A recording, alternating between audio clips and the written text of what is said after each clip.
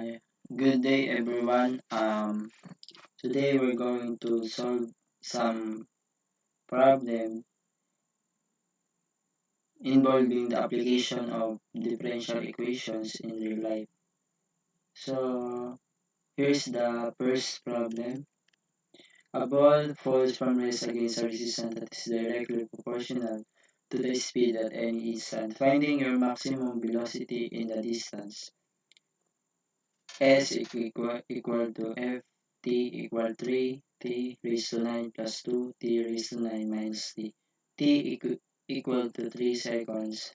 Find its speed after 2 seconds.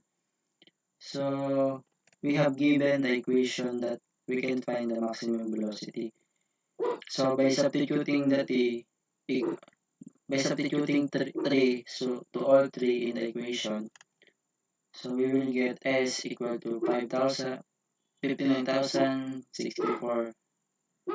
And then the formula of final of velocity is S over T, or is distance over time. So by substituting the distance and the time, we will get 19,688. So the R is, since the ball is against the resistance that is directly proportional to the speed at any instance, so R, or resistance, equal to proportionality times B. So the time after the ball falls is 2 seconds. So required. So we will compute the after the velocity after using the T after, which is the 2 seconds. So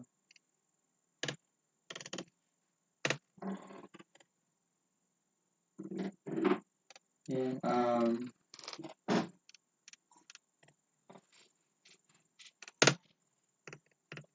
so the solutions. So we will use the second law of motion, which is the summation of force equal mass times acceleration, to compute the speed of the ball. So we have we have two force acting on the ball, which is the weight and the resistance, and they are proportional to each other. So we will subtract it from each other, and then we will and the acceleration is equal to dv over dt. Then yun, i-move lang natin yung M sa kabila. And then, ilalabas natin. And then, isa-substitute natin yung M. Isa-substitute natin yung W over G sa M. And then, we will get this equation. So, and then, i-multiply lang natin yung G over W sa W minus R. And then we will get the equation number 1. So we have boundary conditions. So when the final velocity reaches the 19,688 meter per second, the acceleration will be 0. So we will substitute it in equation 1. So 0 equal G times 1 minus K times 19,688 over W. And then i-substitute lang natin yung G sa loob ng parenthesis, and then we will get this.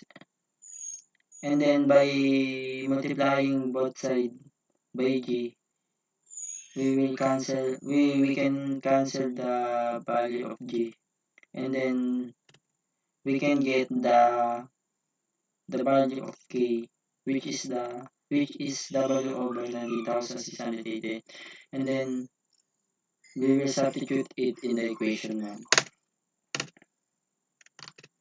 So, yun, substitute natin yung value ng k sa equation 1. And then, after that, i-divide natin yung lahat ng value, i-divide natin yung, i-cancel natin yung value ng dalawang W. So, we will get this, dB over dt equal G 1 minus B over 19,688. And then, by using algebra, by crossing multiplication the 1 minus B over 19,688, we will get this. We will get 19,688 minus B over 19,688. And then we can separate all the variables by using separation of variables. So after separation variables, we can now integrate each of the equation. So by letting the u and by letting u and du, we will get negative ln 19,688 minus b equal g over 19,688 and t, which is the integration of dt is equal to t. So yun, plus c, or constant, or the integration, constant integration. And this is our now the equation number 2. So we have again the boundary conditions. So the time before the ball fall, the time of the ball is 0 and the velocity of the ball is 0. So i-substitute natin to sa equation number 2. And now ayun, pag na-substitute na natin ito, makukuha natin yung value ng C, which is the negative ln 19,688.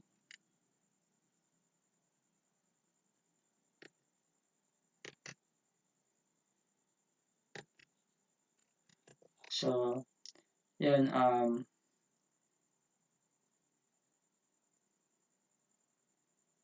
since,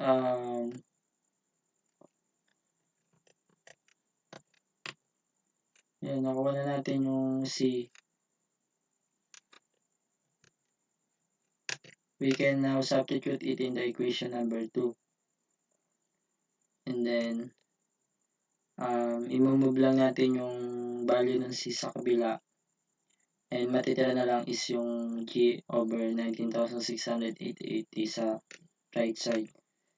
And then the rule of the logarithm na kapag minus yung dalawang ln, pwede silang gawin in the form of divide naman. Kapag naman plus, pwede natin siyang gawin in the form of multiplication. So, yun, dahil minus sila, we will make it in the form of divide. And yun, and then we will get ln 19,600 over 19,688 minus b equal g over 19,688 times t. So para mawala yung ln ng sa right side, we will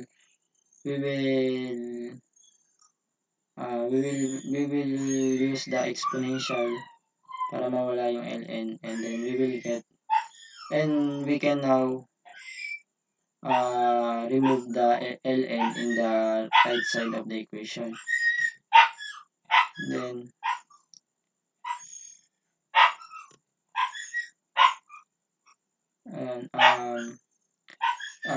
i-move lang natin yung by using algebra, by crossing multiplication, mamumove lang yung denominator sa right side, and then yun, makukuha natin yung equation na to. And then, i-ano lang natin yun, i-distribute lang natin yung value ng EG over 19,680 sa parenthesis. And then, we will get this equation. So, i-move lang natin yung BE raised to G over 19,680 para makuha natin yung B mamaya. And now, since we can now can get the value of B by using this working equation.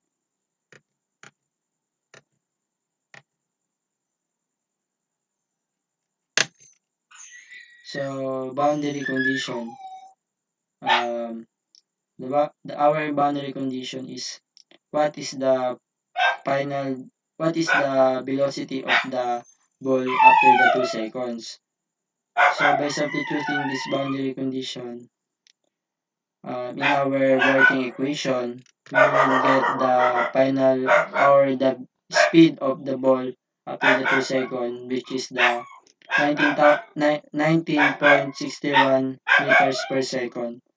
So this is the speed of the ball after the 2 seconds.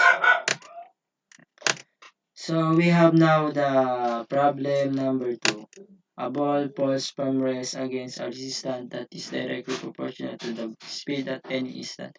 If the maximum velocity of the body is 60 meters per second, find its speed after 8 seconds. So we have given the maximum velocity, the R, and we are required to find the final velocity or the B after the 8 seconds. So solution, same lang din sa problem number 2. We will use the second law of motion, which is the summation of force equal mass times acceleration to compute the speed of the ball. So we have two forces acting on the ball, which is the weight and the resistance. So yun, pagmamainasin lang natin sila dahil proportional sila sa each other, and substitute natin yung dB over dt sa A or sa acceleration. And then, i-move lang natin yung M sa right side, sa left side, and ilalabas natin siya, and isa-substitute natin yung M isa-substitute natin yung W over G sa value na M. So, saan nga ba nakuha yung value na M na M? Diba ang formula ng weight is W equal to mg. And then, kapag nilabas natin yung M, makukuha natin yung M equal W over G. So, doon nakuha yun. Ayun. Going back, our equation, so, kapag distribute natin yung G over W sa W minus R, we can get the equation number 1, which is the dB over dt equal G and 1 minus kb over W.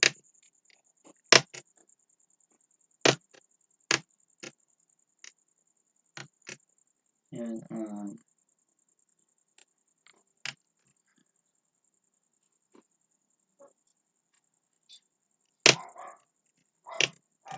so we have boundary condition.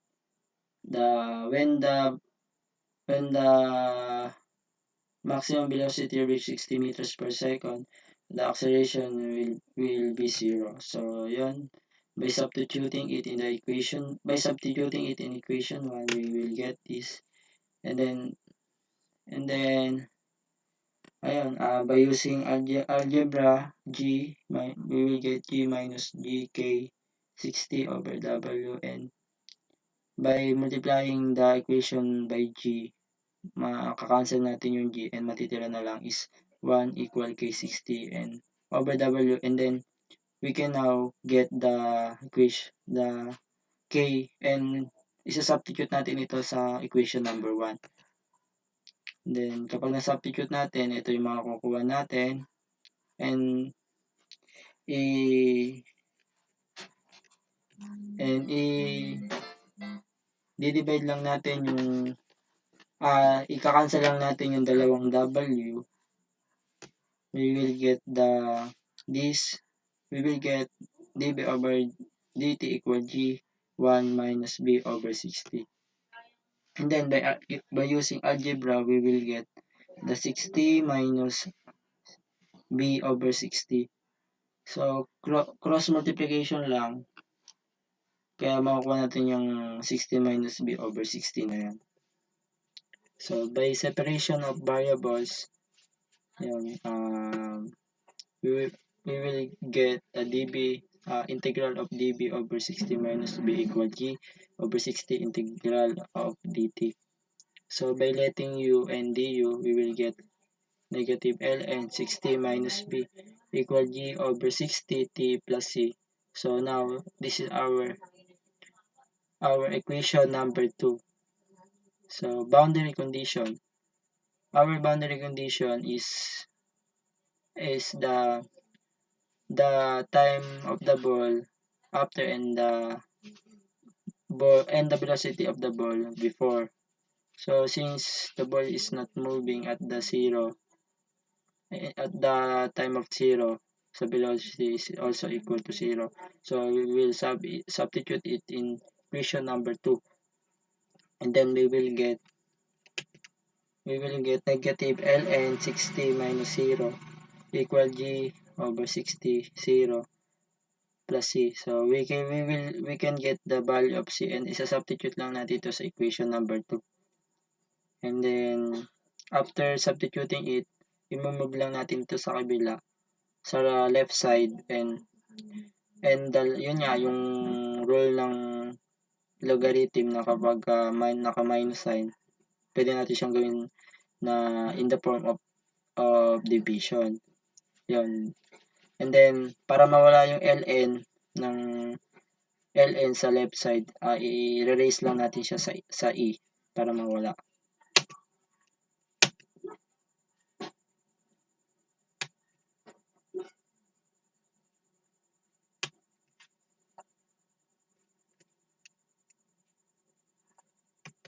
So 60 over ayun, yun nawala na bumaba na nga yung 60 over 60 minus b and equal siya sa eg over 60t. So by using algebra or crossing multiplication, mapupunta yung 60 minus b sa right side.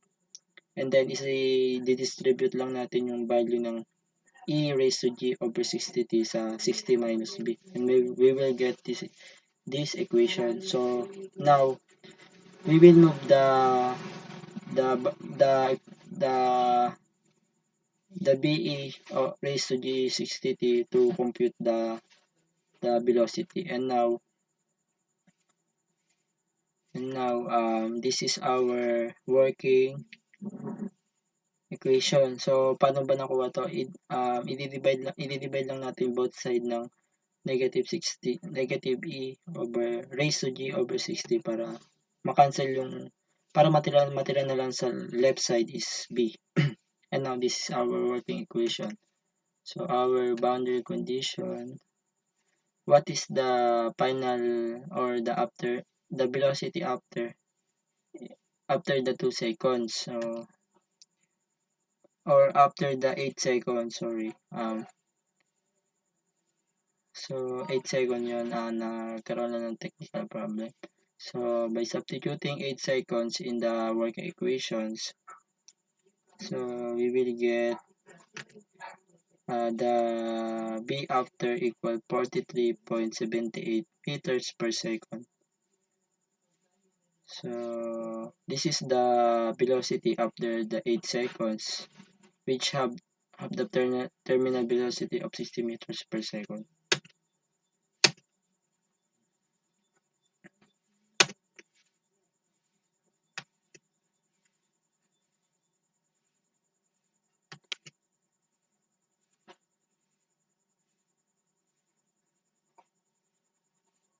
And we have now the problem number 3. which involve the application of Newton's law of cooling. And this is the problem number 3. A cup of tea at a temperature of 50 degrees Celsius is placed in a room at a constant temperature of negative 15 degrees Celsius.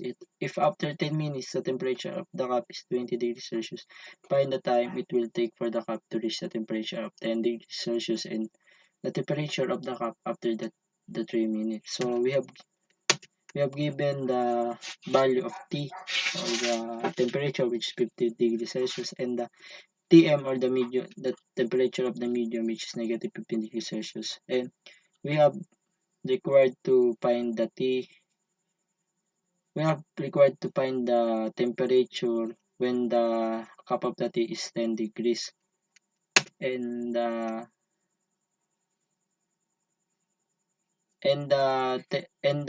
temperature of the cup after the 3 seconds 3 minutes, sorry, 3 minutes. Solution. Solution.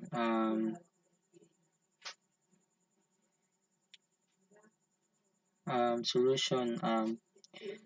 The formula of the Newton's law of cooling is equal to dt over dt equal k times ik times t minus tm. So by separation of variables, uh, we will get this equation, and by letting u and du, we will get the ln t minus tm equal negative k t plus c. So negative yung k kasi yung temperature ng cup is nag-decrease from 50 degrees Celsius to 20 degrees. So minus siya, kaya nag-decrease yung temperature, kaya nag-minus yung k. And then para mawala yung ln, i-erase natin siya sa e both sides. So we will get t minus tm equal e negative kt and ec times ec. Then we can now get the equation number 1. Boundary condition. So we have boundary condition which is the when the time is 0, the temperature of the cup is 50 degrees Celsius at the medium temperature of negative 15 degrees Celsius. And then by substituting it in the equation 1, we will get 50 equal negative 15 plus c minus k times 0. And then i-move lang natin yung negative 15 sa left side and makukompute na natin yung value ng c. And then substitute ito natin sa equation number 1. And then yun, and now we can get the equation number 2, which is the t equal tm plus 65e raised to negative kt. And we have the boundary condition number 2. And this is which is the t equal 20 degrees Celsius and t equal to 10 minutes. So it means that after the 10 minutes, the cup of the bar become 20 degrees Celsius. So isa-substitute natin ito sa equation number 2 para ma-compute natin yung value ng k. Yan, kapag na-substitute na natin yan, i-move lang natin yung negative 15 sa kabila. And i-divide natin yung i-divide natin yung left side sa 65 para mawala yung 65 sa right side. So, and then, para mawala yung e sa right side na equation, i-multiply lang natin both side ng ln. And then, ililipat natin yung yun nga, after na ma-multiply natin yung both side na equation sa ln, move lang natin yung bababa na ngayon yung negative k over times 10, and then i-move lang natin yun sa right side para makuha natin yung k.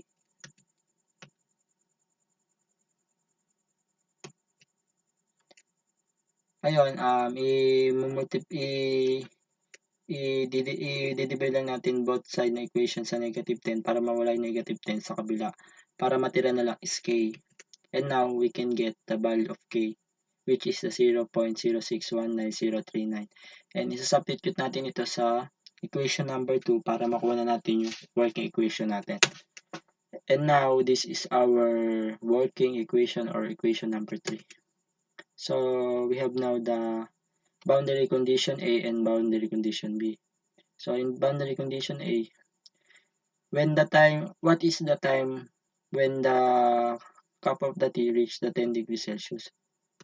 So, by substituting the value of 10 of the t in the working equation, so yun nga, i-move lang uli natin yung negative 15 sa kabila and then i-divide natin siya sa 65.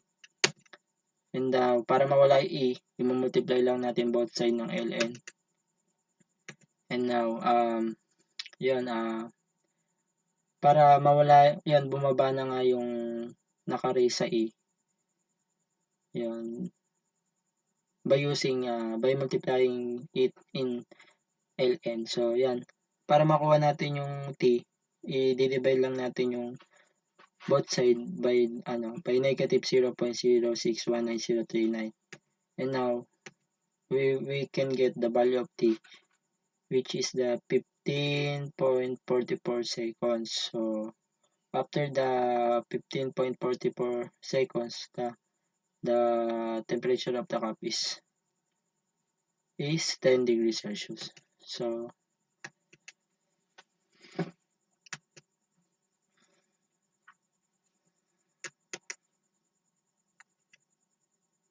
So we have the boundary condition of letter B, and what is the temperature of the cup of the tea after 3 minutes. So isa-substitute lang natin ito sa equation number 3.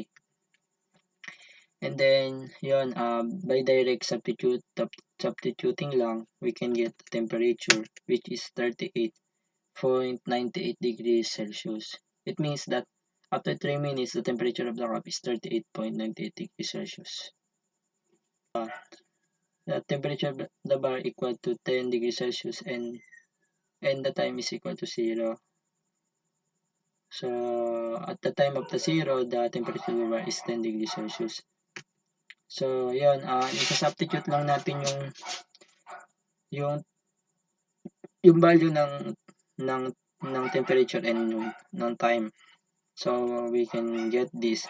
So, yun nga, yung K nga pala, kaya siya hindi negative kasi nag-increase yung temperature from 10 to 200. Time is 15 minutes. The temperature of the metal bar is 200 degrees. And then, by substituting it in the equation number 1, we can get this. 200 equal 155 minus 145, EK 15. And, imumove lang natin yung 155 and then i-divide natin siya sa negative 145. And then after that, para mawala yung e, i-multiply lang natin both side ng ln. And then ayun, para bumaba yung k15. And then move lang natin siya sa right side. So same lang din naman yan. And then para mawala yung k, para matira na lang sa left side is k, i-divide natin yung both sides sa 15. And then we can now get the value of k, which is 0.0780048. And then substitute natin ito sa equation 1. And then we can now get the equation number 2 or the working equation. So our boundary condition A, we are required to find the time after the time when the bar is reached the 165 degrees Celsius. And now by substituting it in the equation number 2, we can get this equation. And then imove lang natin yung 155 sa kabila and i-divide natin ulit siya sa negative 145. And then makukuha natin equation na to. And para mawala yung e sa right side, i-multiply lang natin both side ng ln. And now yan, bumaba na nga yung 0.078800480. And then, para makuha natin yung time, i-divide lang natin yung both side by the lahat ng number na katabi ng t. Ayan, and then we can now get the value of t by using this equation. So, by substitution, so ayan, by dividing it, we can get the value of t, which is 34.28 minutes. It means that after the 34.28 minutes, the temperature of the bar reached the 165 degrees Celsius. Boundary condition B, letter B, we are required to find the temperature of the bar after the 10 minutes. So now, by substituting it in the equation number 2, by direct substitution, we can get We will get 88.50 degrees Celsius. So, this is our problem number 5. A ball falls from rest against a resistance that is directly proportional to the speed at any instant. Finding your maximum velocity in distance is equal to 3t raised to 6 plus 2t raised to 2 plus t, and t equals 3 seconds. Find its speed after 6.5 seconds. So para ma-compute nga natin yung maximum velocity in distance, so gagamitin nga natin yung given na equation, and then isa-substitute natin yung 3 sa lahat ng t na makikita natin sa equation. So kapag sinubstitute natin yung 3 sa lahat ng t sa equation, ang makukuha natin is 20, ito nga yung makukuha natin, which is 2,208 meters. So para makuha naman natin yung maximum velocity using the formula of S over T, isa-substitute lang natin yung S and yung value ng S and the value ng T, and then makukuha na natin yung maximum velocity, which is 736 meters per second. So yun nga, given din yung R, resistance, equals sa proportional times B, proportionality times velocity. And then given din yung t after, which is equal to 2 seconds.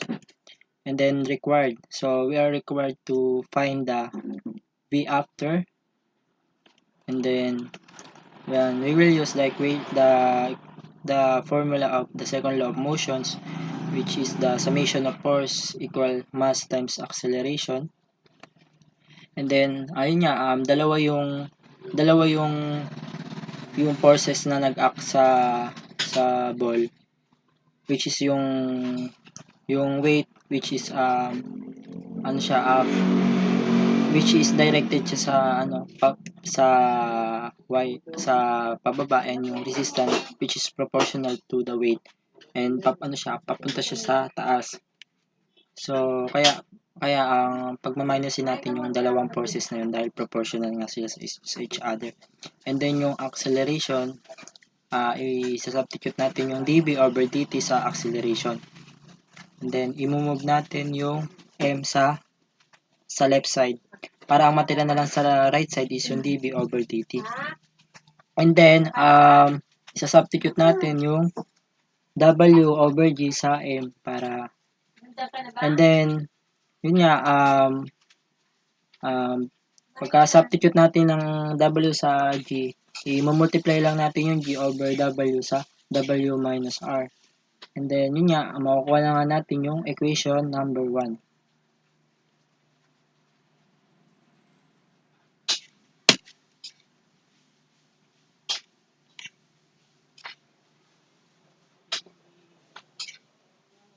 Yun nga, we have boundary condition na kapag yung thermal velocity or maximum velocity is na-reach na, yung acceleration will become 0. So, substitute lang natin itong boundary condition na to sa equation 1. Then, kapag na-substitute na natin, i-multiply lang natin yung g sa 1 minus K736 and over W, and then i-multiply natin yung G para makancel lahat ng G. So, ang matitira na lang is 1 equal K 736 over W. And then, isa-substitute natin yung nakuha nating K sa equation number 1. Then, pag na-substitute natin yung K sa equation number 1, yun nga,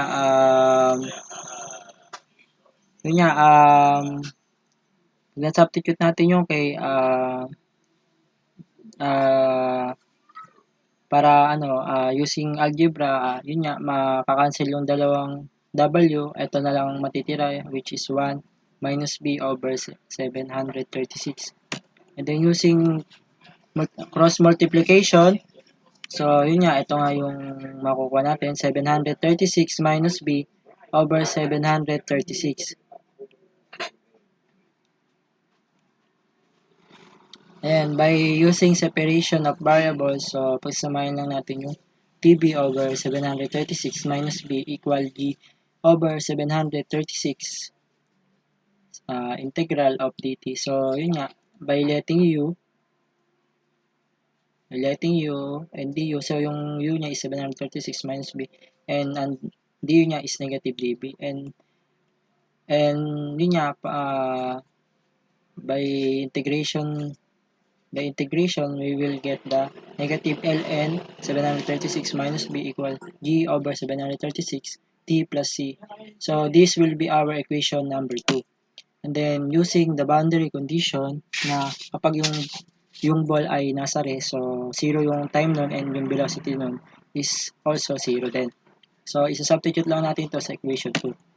And then, kapag na-substitute na natin, makukuha na natin yung value ng c, which is negative ln 736. So, isa-substitute lang din natin ito sa equation 2.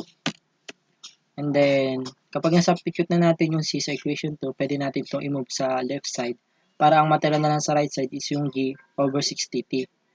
And then, meron tayong rule sa logarithm na kapag naka-subtraction dalawang logarithm, pwede natin siyang gawing fraction, pagsamahin. And then, yun nga, pinagsama na natin. And then, para mawala yung ln sa left side, i-erase natin yung both side ng e para mawala yung ln. And then, yun nga, nawala na yung ln.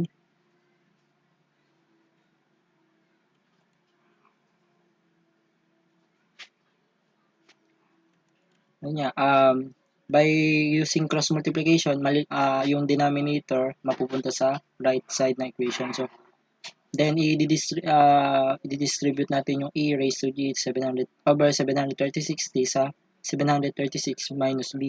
Yun, and ito nga yung makukuha natin. And then, para makuha natin yung b, ililipat lang natin sa right side yung, pagpapalitin lang natin yung negative be, g, raised to g over 736t and 736. And then, yun na nga, para naman ang matira lang sa left side is b, i-divide natin both side na equation sa e raised to g over 736t. Ayun na, nakuha na natin yung working equation. So, nakukuha na natin yung velocity using the boundary condition. So, our boundary condition is t after equals sa 6.5 seconds. So, isa-substitute lang natin yon sa work equation and then makukuha na natin yung b after, which is 61.08 meters per second. So, yun, this is our problem number 6. A body falls from rest against a resistance that is directly proportional to the speed at any instant. If the maximum velocity of the body is 60 meters per second, find its speed after 5 seconds. So, we are already given the maximum velocity, which is 60 meters per second, r, which is equal sa proportionality times velocity, and the t after which is equal to 5 seconds, and we are required to find the b after. So same procedure sa sa mga previous problem. So yun nga, we will use the summation of force equal mass times acceleration, and then meron tayong dalawang force na nag-act sa body, which is yung weight and the resultant force. And then yung A is equal siya sa dB over dt. And then imove lang natin yung M sa left side para ang matira lang sa right side is dB over dt. And then isa-substitute lang natin yung M, yung W over G sa M. And then imumultiply lang natin yung G over W sa W minus R. And then yun nga, makukuha na nga natin yung equation number 1.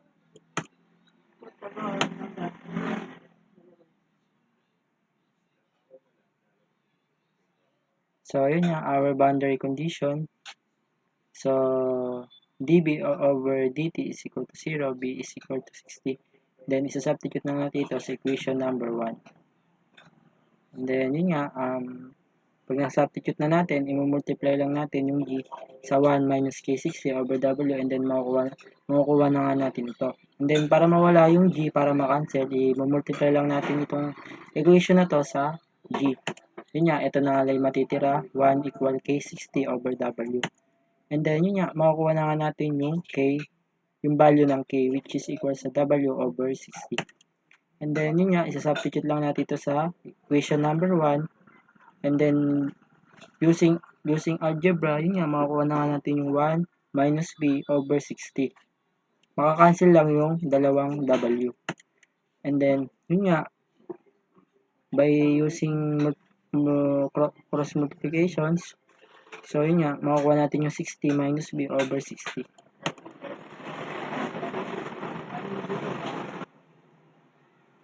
So, by separation of variables, so yun nga,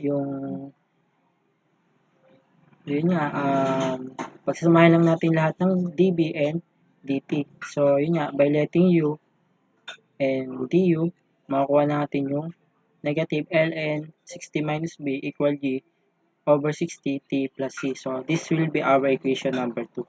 So, using our boundary conditions, so isa-substitute lang natin ito, na yun nga, yung our boundary condition na kapag daw yung nasa yung body is at rest, so wala nga siyang velocity and wala din siyang time. So, yun nga, isa-substitute lang natin itong boundary condition sa equation number 2. And then, yun nga, makukuha na nga natin yung value ng C, which is negative ln 60. And then, yung C na to, isa-substitute lang uli natin to sa equation number 2. And then, yun nga, na-substitute na nga natin. Pwede natin ilipat yung value ng C sa left side. So, para ang matira na lang sa right side is yung G over 60. 60 yun, na mali lang. So, G over 60 times T. Yun na lang matitira sa right side. Yun nga, meron nga tayong rule uli sa logarithm na kapag naka-minus yung, naka-subtract yung dalawang log, pwede natin siyang gawing fraction. And then, kapag naman naka-add, pwede natin siya gawing multiplication. So, yun nga, by the rule of logarithm. And then, para mawala yung ln, i-erase lang natin yung dalawang equation sa e. And then, yun nga, mawawala na nga yung ln. So, and then, by using cross multiplication ulit, then, yung denominator mapupunta sa may right side ng equation. So, yun nga, i-distribute lang natin yung e sa g over 60t sa 60 minus b. And then, yun nga, makukuha na nga natin to equation na to. And then, para makuha natin yung b, so, yun nga, para makuha natin yung b, ipagpapalitin lang natin yung b raised to g over 60t sa 60. And then, para naman b na lang yung matira sa left side, i-divide natin yung both equation sa e raised to g over 60t. Yun nga, this is our working equation. And, yun nga, meron na tayong working equation, so makukuha na natin yung v or yung velocity or yung speed ng body. And then, using the boundary condition, which is 5 seconds, so, substitute lang natin yan sa t after. So, yun nga, makukuha na nga natin yung velocity, which is 33.51 meters per second. So, yun nga, this is our problem number 7.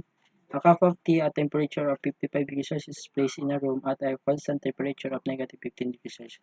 If after 14 minutes the temperature of the cup is 20 degrees Celsius, find the time it will take for the cup to reach the temperature of 10 degrees Celsius and the temperature of the cup after 3 minutes. So, yun nga, meron tayong mga given na yun nga, temperature of the tea and temperature of the cup of the tea and the temperature of the medium, and we are required to find the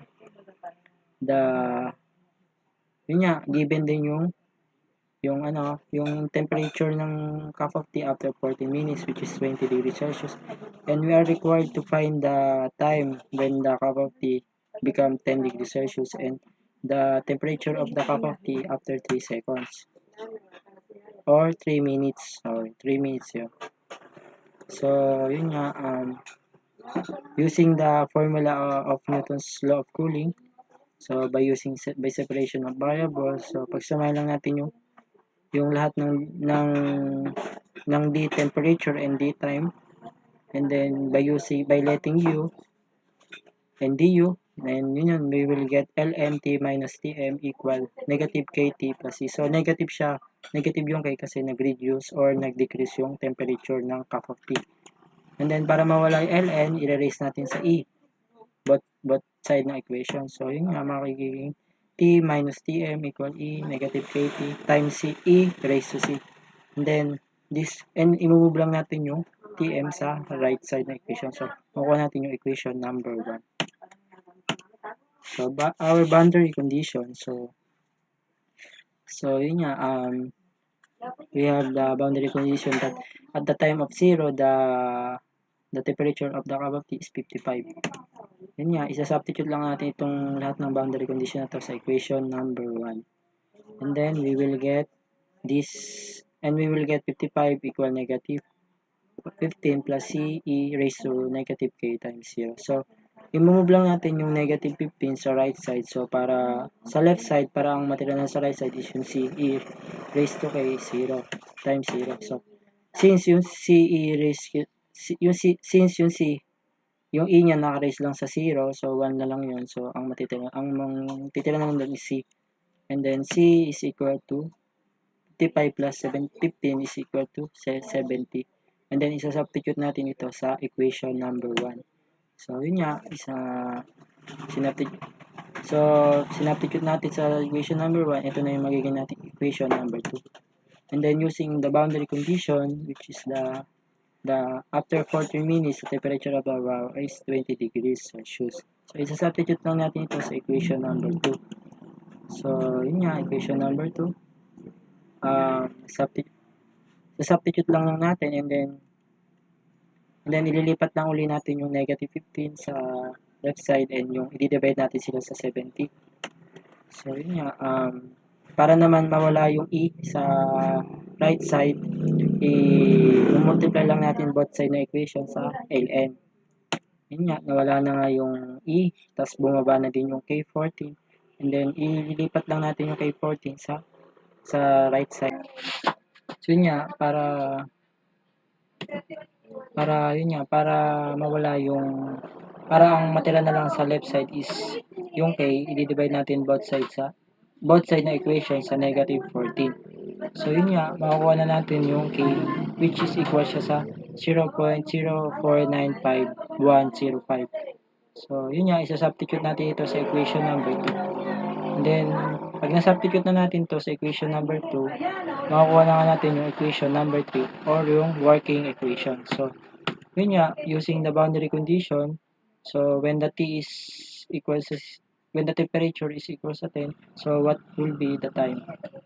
And or what the time when the temperature of the cup become 10 degrees Celsius. So yun nga, substitute lang natin ito sa equation number 3, and then i-move lang natin yung negative 15 sa kabila, and then i-divide natin sa 70, and then ayun nga, para mawala yung e sa right side, i-multiply lang natin both sides sa ln. So yun nga, yun na nga, bababa na nga yung negative 0.495105 t equal ln 25/70. And then, yun nga, para ang matira na lang sa left side is t, i-divide natin na both side ng equation sa negative 0.4995105. So, yun nga, ay makukuha na nga natin yung t, which is equal to 20.80 minutes. So, it means that after 20 minutes, the temperature of the cup of tea become 10 degrees Celsius.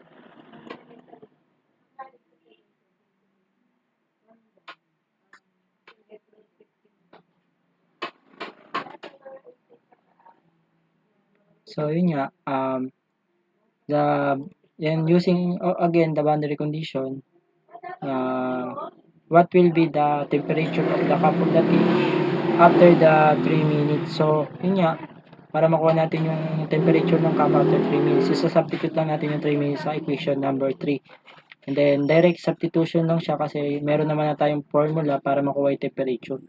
So, yun nga, makukuha na natin yung temperature ng cup, which is equivalent to T equal 45.34 degrees Celsius. Yun nga, this is our last problem. So, a metal bar at a temperature of 10 degrees Celsius is placed in a room at a constant temperature of 5 degrees Celsius. If after 15 minutes the temperature of the bar is 200 degrees Celsius, find the time it will take for the bar to reach the temperature of 165 degrees Celsius and the temperature of the bar after 10 minutes. So, we are given the temperature and the temperature of the bar, which is 10 degrees Celsius, the temperature of the medium, which is equal to 5 degrees Celsius, and the temperature of the metal bar after 15 minutes, and we are required to find the time that the bar become 165 degrees Celsius and the temperature of the bar after 10 minutes. So yun nga, solution by using the Newton's law of cooling and by separation of variables. So, yun nga, pagsasamahin lang natin yung lahat ng magkakamukha and then by letting u and du, makukuha natin yung ln t minus tm equal negative k t plus c. So, yun nga, ano yan, mali yan, that positive yung k na yan. So, yun nga. So, dahil yung temperature ay nag-increase, dapat positive yung k. So, yun nga. So, para mawala yung ln sa left side, i-erase natin both side na equation sa e. And then, yun nga, makukuha na nga natin yung equation number 1. I-move lang natin yung tm sa right side. And then, our boundary condition, so we have boundary condition, that at the time of 0, the temperature of the metal bar is 10 degrees Celsius. So, isa-substitute lang natin ito sa equation 1. So, yun nga, makukuha na nga natin yung C, which is equal sa 5. And isa-substitute natin ito sa equation number 1. And then, yun nga, pagkayari natin i-substitute ito, makukuha na nga natin yung equation number 2. Equation number 2. Yun nga, using the boundary condition again, the temperature of the bar after 15 minutes is 200. So, i-substitute lang din natin yan sa equation number 2.